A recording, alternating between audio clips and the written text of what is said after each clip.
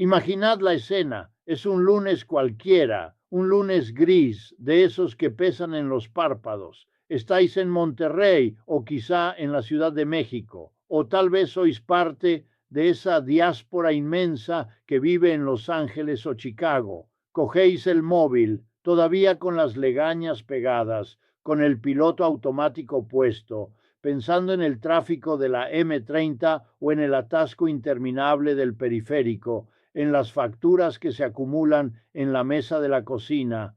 Deslizáis el dedo por la pantalla, buscando esa dopamina barata de las redes sociales o un titular deportivo que os alegre la mañana. Y de repente ahí está, un titular seco, directo, sin adornos, pero que, si sabéis leer entre líneas, si entendéis cómo funciona realmente la fontanería de este mundo nuestro, suena como el crujido de una viga maestra en un edificio de 50 plantas. México anuncia la exploración de sistemas de pago alternativos con los BRICS para reducir la dependencia del dólar estadounidense. Parad un segundo.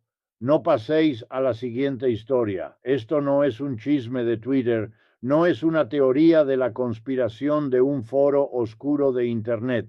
Estamos hablando de un comunicado oficial, con sellos del Estado, con ministros de Economía con trajes caros y caras largas, hablando de diversificación monetaria, autonomía financiera y soberanía económica. Palabras que, dichas por cualquier otro país, serían una nota a pie de página, pero dichas por México, el vecino del sur, el patio trasero histórico, el socio comercial indispensable de Estados Unidos, esas palabras son una declaración de intenciones que hiela la sangre en los pasillos del poder de Washington, D.C.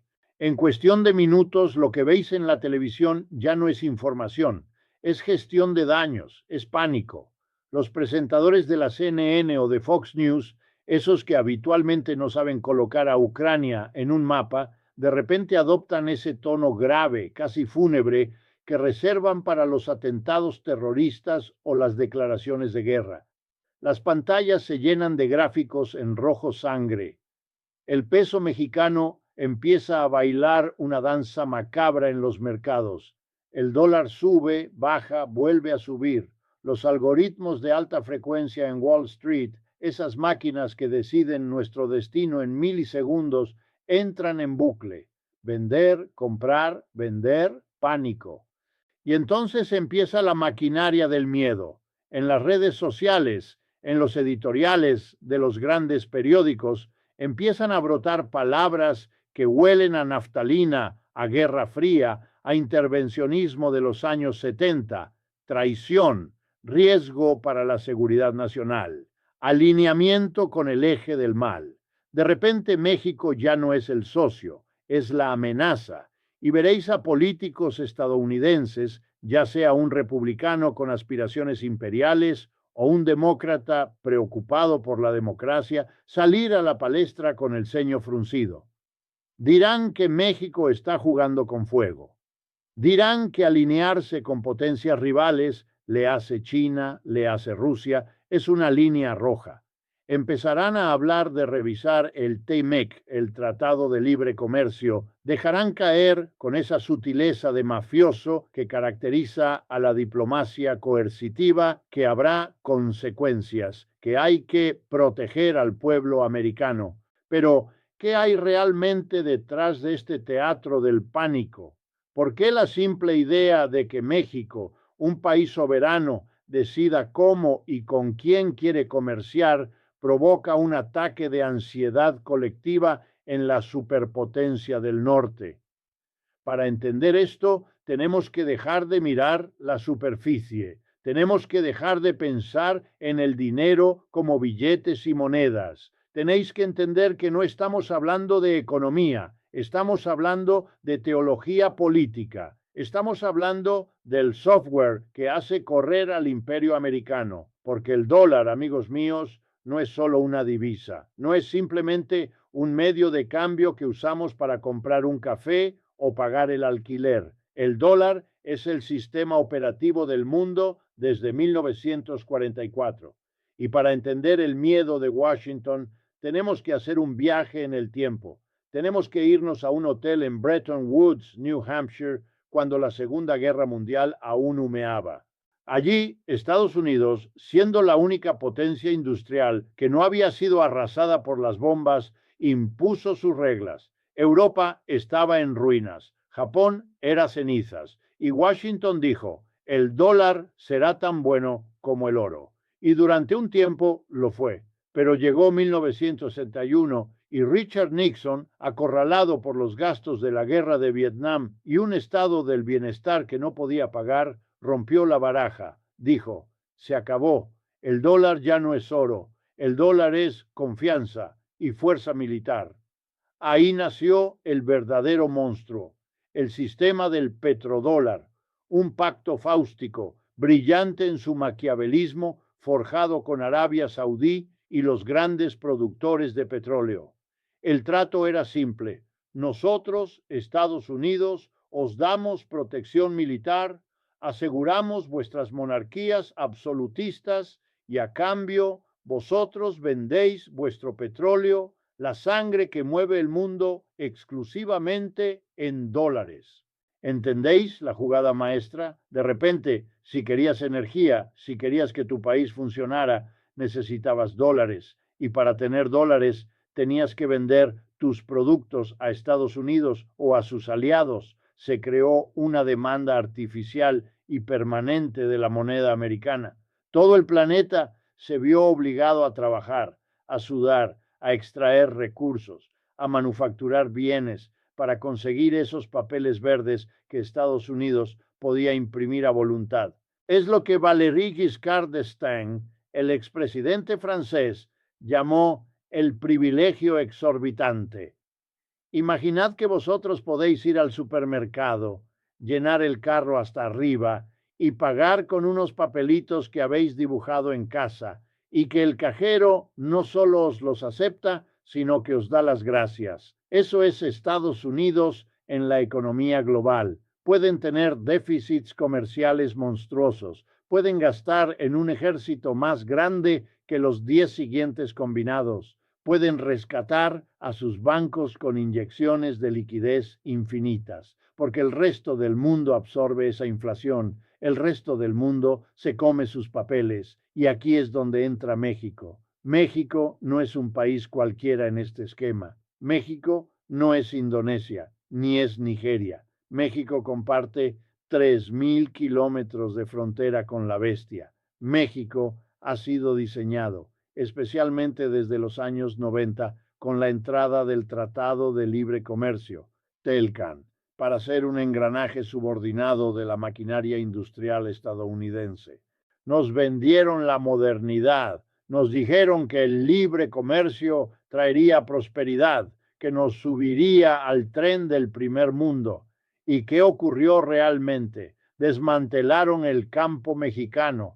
Millones de campesinos se vieron obligados a dejar sus tierras porque no podían competir con el maíz subsidiado de Iowa. ¿Y a dónde fueron? Al norte, a trabajar en las sombras, a enviar remesas, remesas en dólares. La economía mexicana se reconfiguró para ser una inmensa maquiladora, importar piezas, ensamblarlas con mano de obra barata y devolverlas al mercado estadounidense.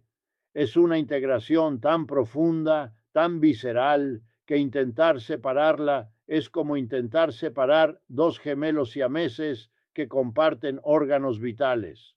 Por eso, cuando escucháis en las noticias ese tono de alarma, no es preocupación por el bienestar de los mexicanos, es miedo a perder el control, porque si México, el vecino más dependiente, el alumno que siempre ha tenido que sentarse en la última fila y callar, decide empezar a usar otras monedas, decide mirar a los BRICS, decide que quizás sus reservas no tienen por qué estar todas en la Reserva Federal.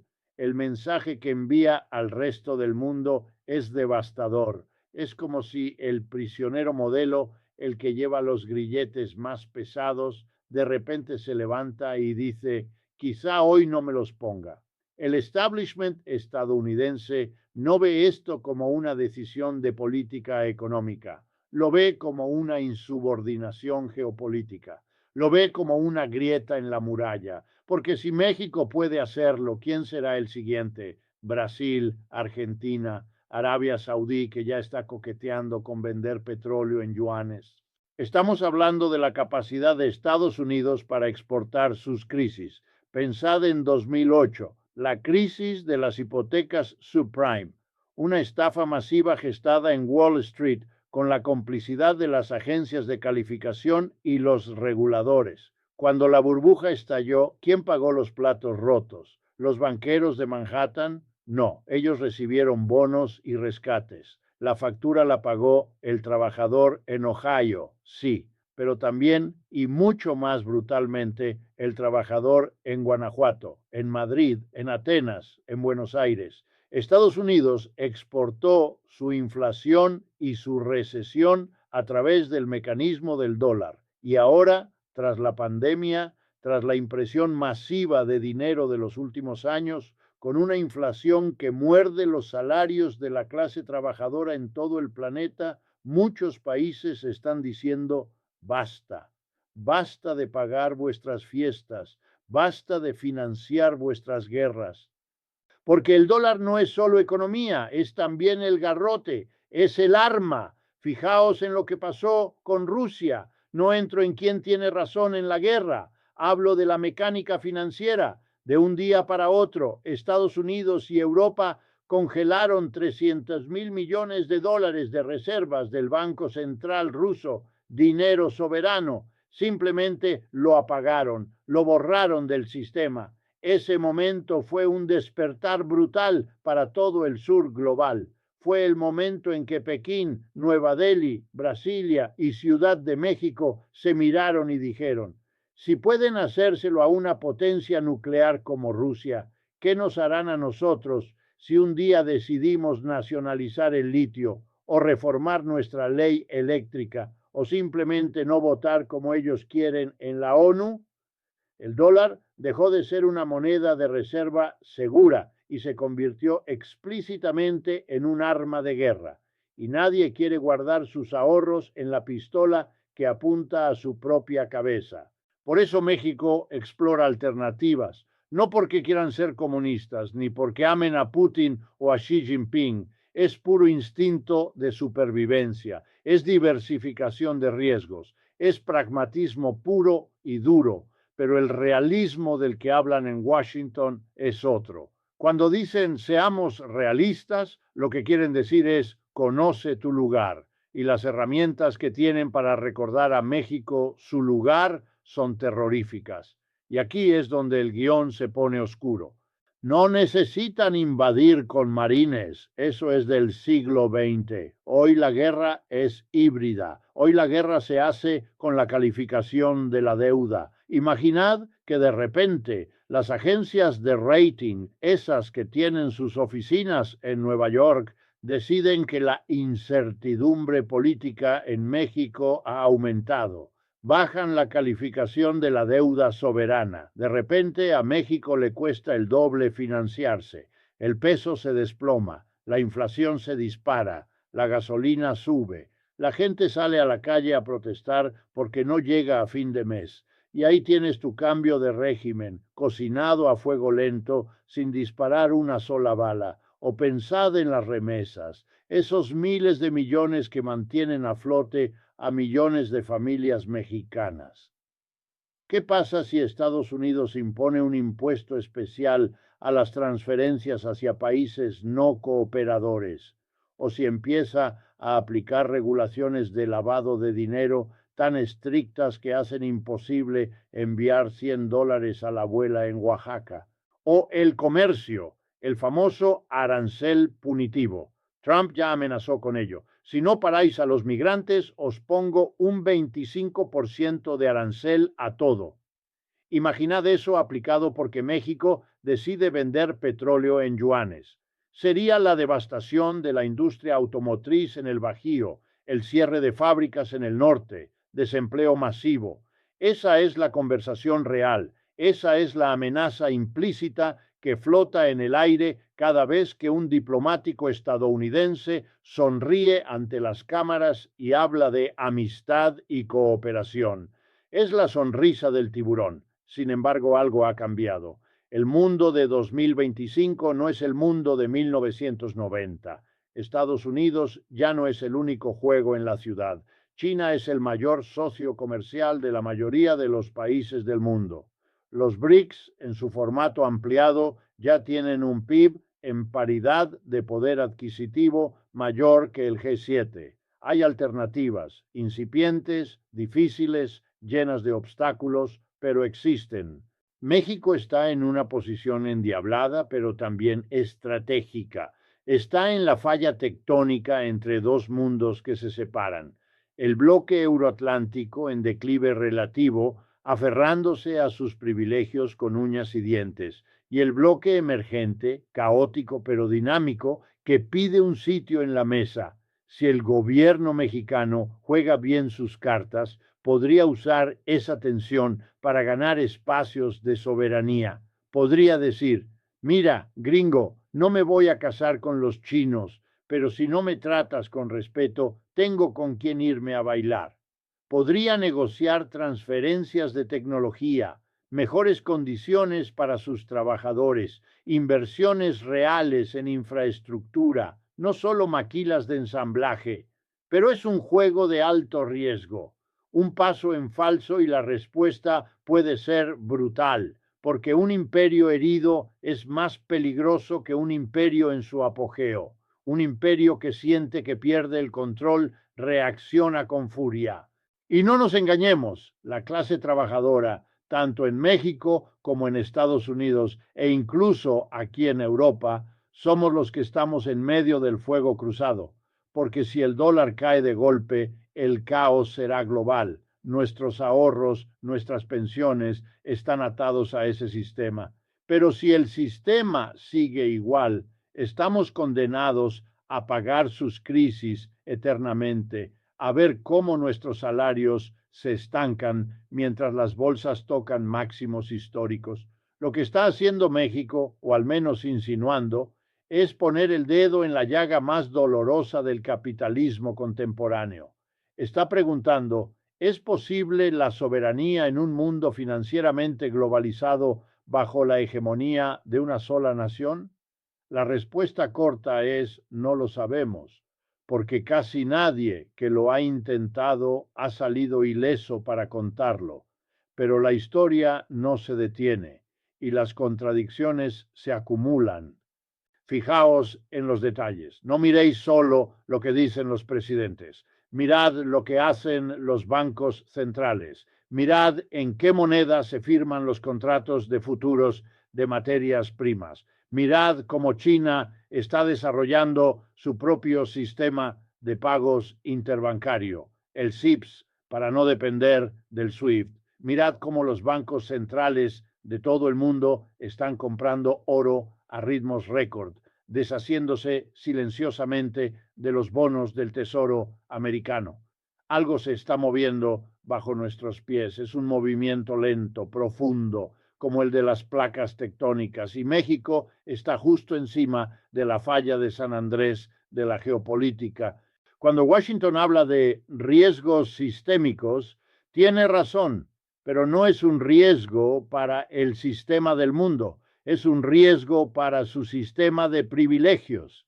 El miedo es que descubramos que el emperador está desnudo, que el dólar vale lo que vale porque todos acordamos creer que lo vale, pero la fe, amigos, es algo volátil. Una vez que se pierde, no se recupera con amenazas. Así que la próxima vez que veáis ese titular, no penséis en economía aburrida. Pensad en poder, pensad en quién manda en vuestra nevera, en vuestro depósito de gasolina, en vuestro futuro. México está tanteando los barrotes de la jaula y el carcelero está nervioso, porque sabe que si se abre esa puerta no hay vuelta atrás, y sabe que, en el fondo, su poder descansa sobre un castillo de naipes hecho de deuda y de la inercia del resto del mundo.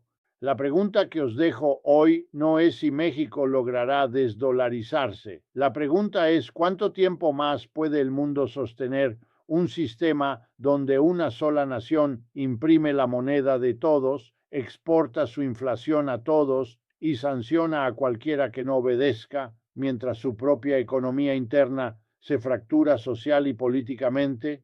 Esa es la verdadera bomba de relojería. Y el tic-tac se escucha cada vez más fuerte, desde el río Bravo hasta la Patagonia, desde Shanghái hasta Johannesburgo. Y sí, aunque intenten taparlo con ruido mediático, el sonido es ensordecedor. Estamos ante el fin de una era. No será mañana, no será pasado, pero el lunes cualquiera en el que te despiertes y leas esa noticia, sabrás que el mundo que conociste, el mundo unipolar nacido en 1945 y consolidado en 1991, ha empezado a morir, y lo que nazca después, monstruoso o esperanzador, dependerá de cómo se jueguen estas cartas ahora. Observad a México, porque en su destino, en su audacia o en su castigo, veremos el futuro de todos nosotros. No es solo un tema financiero, es la batalla por ver quién escribe las reglas del juego del siglo XXI. Y esa batalla, queridos oyentes, acaba de empezar. Si analizamos fríamente la estructura de las exportaciones mexicanas, vemos la magnitud del desafío. El 80% va a Estados Unidos. Es una cifra que marea, es una dependencia que roza la servidumbre. Cambiar eso no se hace firmando un papel con Vladimir Putin o Lula da Silva. Se hace con décadas de política industrial, creando puertos en el Pacífico, educando ingenieros, fomentando un mercado interno que hoy está raquítico por los bajos salarios. Por eso el escepticismo es válido. ¿Es esto retórica de AMLO o de Sheinbaum para ganar puntos con la base nacionalista? Posiblemente haya mucho de eso, pero incluso si es solo retórica, el hecho de que esa retórica exista y resuene ya es un síntoma. Hace 20 años, ningún presidente mexicano se hubiera atrevido ni a susurrarlo. Y hay otro actor en la sombra del que no hemos hablado lo suficiente: las corporaciones transnacionales. BlackRock, Vanguard, State Street, los dueños del universo. Ellos tienen inversiones masivas en México. A ellos no les importan las banderas, les importan los rendimientos.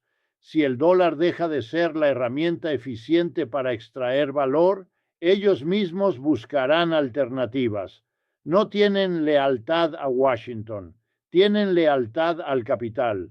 Y si ven que el barco del dólar hace agua por la deuda impagable de EEPONU, serán los primeros en saltar, usando a países como México como botes salvavidas experimentales.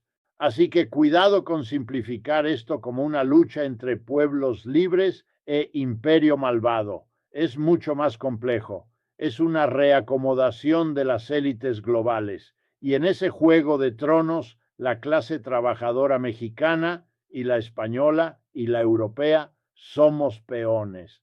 Si México logra diversificar sus pagos, si logra vender aunque sea un 10% de su producción en otras monedas, eso le da un aire, un oxígeno que hoy no tiene. Le permite comprar medicinas a la India sin pasar por Nueva York. Le permite adquirir tecnología china sin pedir permiso al Departamento de Comercio de EEUU. Son pequeños grados de libertad. Y la libertad, como el poder, no se pide, se toma. Pero cada grado de libertad tiene un precio y Washington pasará la factura. Puede que veamos accidentes extraños, puede que veamos escándalos de corrupción convenientemente filtrados por agencias de inteligencia norteamericanas para desestabilizar al gobierno de turno. Puede que veamos un repentino interés de la prensa internacional por los derechos humanos en México, un interés que misteriosamente desaparece cuando el gobierno es dócil. Ya lo hemos visto antes. Lo vimos con Brasil cuando Dilma Rousseff intentó bajar las tasas de interés y acercarse a los BRICS. Curiosamente, poco después fue destituida. Lo vimos en Argentina una y otra vez. La guerra legal o lawfare es el bombardero B-52 del siglo XXI. Pero no nos pongamos solo fatalistas. También hay una oportunidad. Europa debería estar mirando esto con lupa, porque Europa también es vasalla del dólar. Nuestras empresas sufren cuando EE.U impone sanciones extraterritoriales. Si México abre una brecha, si demuestra que hay vida más allá de la hegemonía absoluta del billete verde, eso también nos interesa a nosotros. Nos interesa un mundo donde no tengamos que pedir permiso a la OFAC, la Oficina de Control de Activos Extranjeros de EEU, para vender una tuerca a Irán o a Cuba. La multipolaridad no es el paraíso. Será un mundo de bloques, de fricciones, de conflictos, pero la unipolaridad, el fin de la historia que nos vendieron, ha resultado ser una dictadura financiera global que empobrece a las mayorías para enriquecer a una élite financiera apátrida. México está, quizás sin quererlo del todo, en la vanguardia de esta transformación. Y lo que ocurra en el Palacio Nacional, en el Banco de México y en las maquilas de Ciudad Juárez tendrá eco en vuestras hipotecas, en el precio de vuestro pan y en la estabilidad de vuestros ahorros. Así que no es un lunes cualquiera, es el lunes en el que nos damos cuenta de que el suelo bajo nuestros pies se está moviendo y más nos vale aprender a mantener el equilibrio porque la caída va a ser dura. Estad atentos, no os quedéis con el titular, buscad el rastro del dinero y recordad siempre, en geopolítica no hay amigos, solo hay intereses. Y los intereses de la moneda que lleváis en el bolsillo están a punto de chocar con la realidad de un mundo que ya no cabe en el diseño de 1944. Buenos días y buena suerte, la vamos a necesitar.